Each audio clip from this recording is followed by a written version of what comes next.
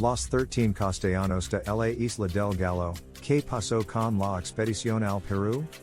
Por este lado se va a Panamá, a ser pobres. Por este otro al Perú, a ser ricos. Escoja el que fuere buen castellano lo que más bien la estuviere. Palabras de Francisco Pizarro, cuando se encontraba a las puertas del Imperio Inca. Solo 13 de los 112 hombres decidieron ser ricos y pasar a la historia. Esta es la historia. Tras 2 años y medio de viajes hacia el sur, Pizarro recibió órdenes de cancelar la expedición al Perú y regresar a Panamá. El extremeño estaba convencido de que era la empresa más importante de su vida. Entonces, trazó una raya en el suelo y dijo con palabras gruesas: por este lado se va a Panamá, a ser pobres. Por este otro al Perú, a ser ricos.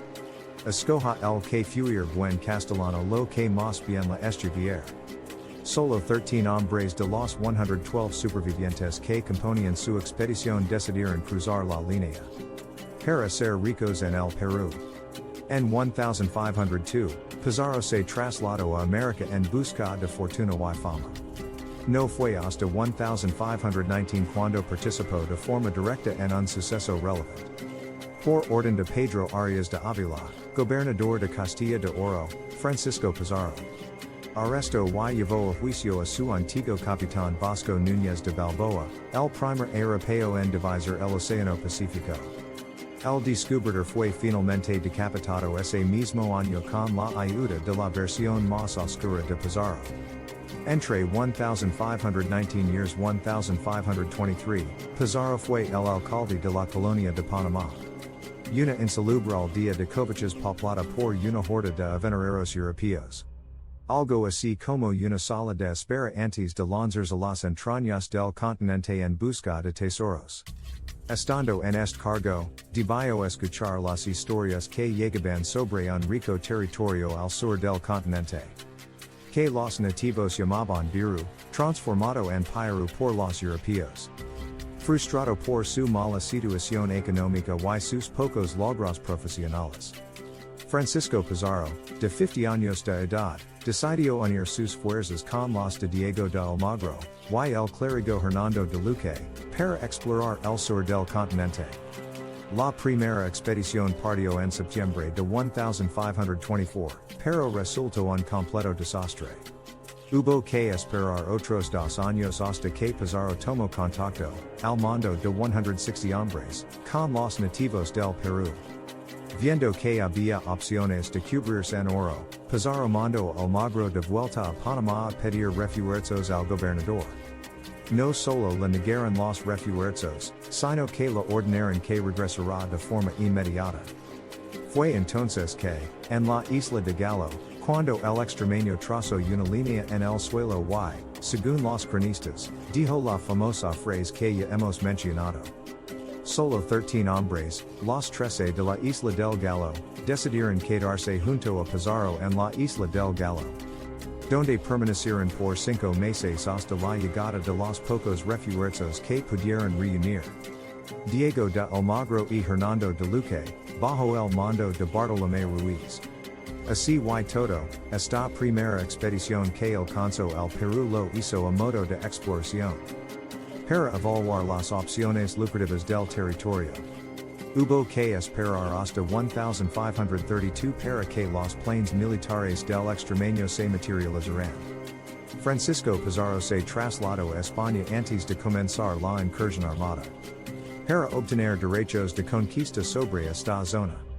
La capitulación, Pizarro la firmó en Toledo, con la reina Isabel de Portugal, en nombre de Carlos I de España. Obtuvo derechos de dominio sobre la zona de Perú que iba desde el Río de Santiago, Río de Tempula, en Colombia, hasta el Cusco.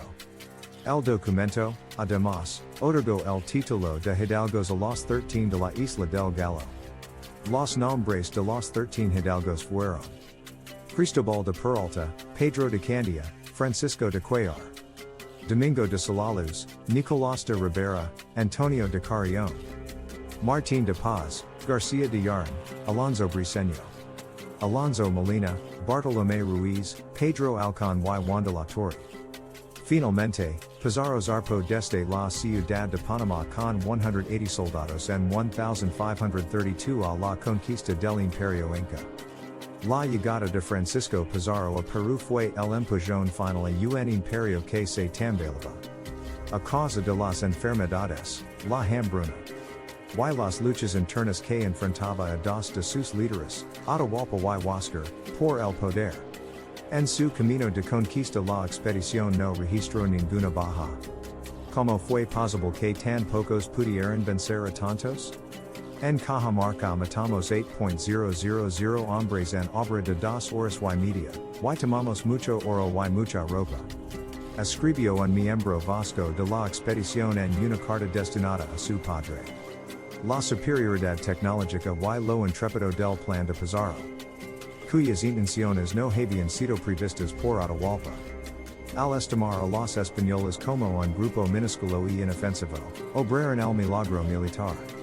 El secuestro y muerte de Atahualpa, que no llegó a ser liberado pese a que los incas pagaron un monumental rescate en oro y tesoros por el como había exigido Pizarro, marcó el principio del fin del Imperio Inca. Sin embargo, la guerra todavía se prolongó durante toda una generación hasta que los últimos focos incas fueron reducidos. Pero, Pizarro y el Magro entraron en conflicto por posesión de tierras. Ambos tuvieron muerte violenta por efecto de este conflicto interno. Diego de Almagro muere el 8 de julio de 1538. Francisco Pizarro fallece el 26 de junio de 1541.